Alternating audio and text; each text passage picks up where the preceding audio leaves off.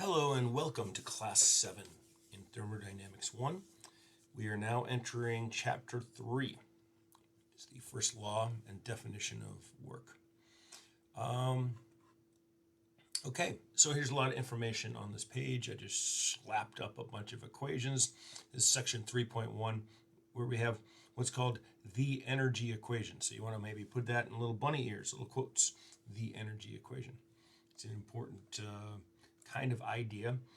I think this book, not to criticize it too much, has too many equations and not variations. They do too many variations of the equation, which can make it kind of diluted. I'm going to put up what I think of as the energy equation, like the one single energy equation. I think I'm going to do that. I said I was going to do it, but I don't know. All right, maybe I won't write one equation out here. Maybe I'll just narrate what the thing is going. But for the time being, we can think of energy. We already kind of know what energy is, or just by way of knowing what the various kinds of energies are. So this is big capital E, right? So this is like a certain amount of energy, as opposed to being energy per mass, which we usually use with lowercase. So if we wanted that big E, we would multiply the mass, a particular mass, times the mass the energy per mass, right? That's something that takes place a lot of times. So you see in big uppercase, we have internal energy right here. So that's the total energy is equal to the internal energy plus the kinetic energy plus the potential energy, right? So you could think of this as like the molecule energy. This is the molecules dancing around and getting excited. Here's the kinetic energy. As we see over here, that's 1/2 mv squared, right? So that's like the kinetic energy, like the movement right here. So here's like a molecular movement, but here's like the over global movement.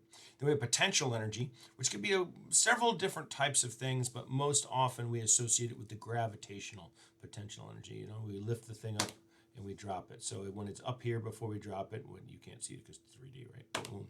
When it's up here, but then as soon as we release it, the potential energy turns into kinetic energy, right?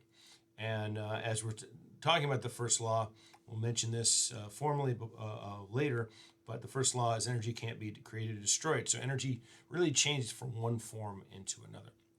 And so like here is like a big overall, hey, we're talking about energy. We also have like rates of change of energy that we should consider. And so we define a control volume. And here you have a control volume that we're seeing right here. And this control volume, it can store energy, right? So if it can store energy, that means that it can grow with the amount of energy it has, or it can reduce the amount of energy it has inside this. So, and it can do that with respect to time. So notably, that dot means the same thing as taking the time derivative. And we use that notation all the time. So, and no pun intended. That's also in many different courses, in many different fields. That's sort of a very, very common notation to have dots on top of it. I've seen students sometimes they'll put a dash next to it, or a double dash when it's, they're thinking that it's acceleration. That's generally for the second derivative, or the dash usually for the first derivative with respect to like maybe position, and then the double dash is with the second derivative with respect to position. But when it comes to with time, it's usually the dot. It's just generally accepted. And we have this big Q right here.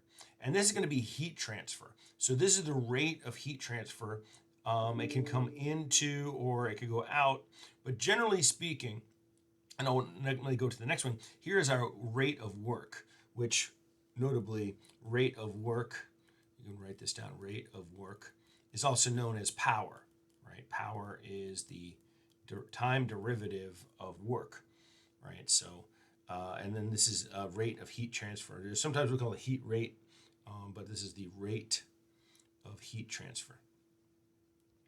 And those are kinds of energy, but they're one of the ones we really care about the most. So generally speaking, we will write out an equation similar to the one down here. Okay, so this is the amount. This is not the rate. That will look a lot like this, right? See, the change in energy between two states is going to be equal to the change in heat minus the change in work. All right, so that is just a kind of general way to approach this, and it really closely associated with this guy right here. So we write the equation this way, that we consider this is the equation, and so if we were to have instead, we would have work to be put in, or in this case power, to be coming into this control volume. We'd actually call it negative, and then we would put it in this negative and negative, so then it would be positive. It's just a convention to have this negative right there. It's a silly convention, I think, because you could just think your way through and decide whether things coming in or it's coming out is going to be positive or negative. But it is a very common thing in many different books and in engineering, so just be aware of that. So we've done this in this order right here, where we've done the rate of it, and then they say we can integrate it with time, because more often we're thinking about stuff that's changing. We call it thermodynamics for a reason, because it is like the motion of the heat, right? So the heat is moving, and that's usually with some type of rate. But we want to be able to look at a steady state type of solution, quite often between two different points, two different state points. So we end up we use the rate and then we integrate it. So I know that might seem a little weird. And we also, by the way, one aspect of the heat rate and the work that's kind of different from some of these other energies is that these energies are sort of like, it's a given for a particular state. And then you go to another state and it's totally fine. It doesn't matter how it got there. But it does matter how you get from one point to another. So this is a path integral. That means that the path matters. And we're taking these small little movements as we go along. So we get up here to this rate equation, and we come down here to this equation of the amount. And these are really the same equations. They're just used for different purposes. So we might want to say that this is this is the main energy equation for us. Quite often, we won't bother writing this part out. We'll maybe write out the change in U between 1 to 2 plus, and we call this KE, so we go the change in kinetic energy from 1 to 2, and I don't always use these subscripts, but we could, plus the change in potential energy from 1 to 2 is going to be equal to Q 1 to 2. Instead of writing the change, we'll usually write it that way, minus the work from 1 to 2.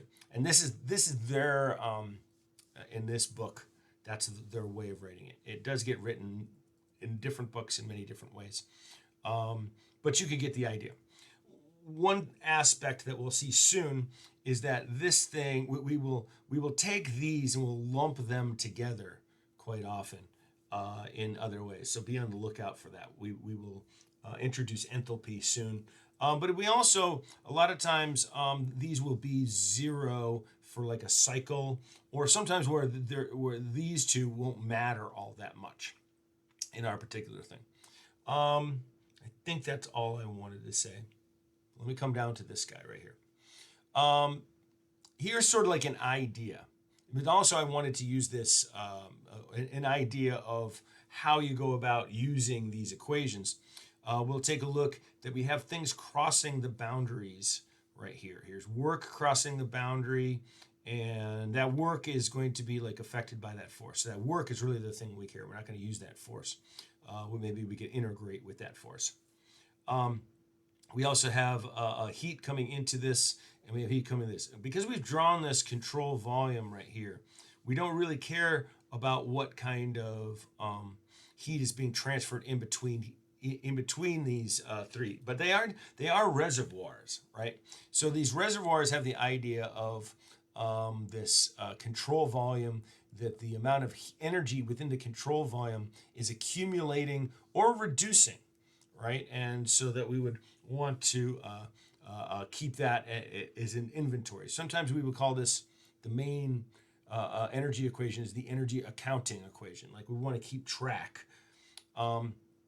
One aspect of this that hasn't revealed its head yet is sometimes mass will come into and out of this. There's no mass exchange in here as long as this boundary moves with that piston. We won't have any mass being changed right in there. So in a lot of thermodynamic analysis, we have the two big equations. So I decided to go two big equations, two big eeks. And I'll call it 1 and 2. All right, so the first one, if we're looking at this and we're going to simplify it, I'm going to write the same thing as I have up here. We would say, and this is for just this applied for this thing right here. We would say that we'd have the control volume, right, equal to the rate of the heated A coming in plus the rate of B coming in minus the work going out right there. So that would be like the equation as applied to this thing.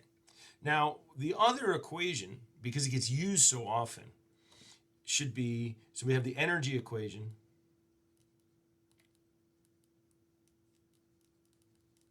and then we also have the mass equation, right? So here's the other equation. So a lot of times we're doing conservation of energy and conservation of mass. Those two things go hand in hand.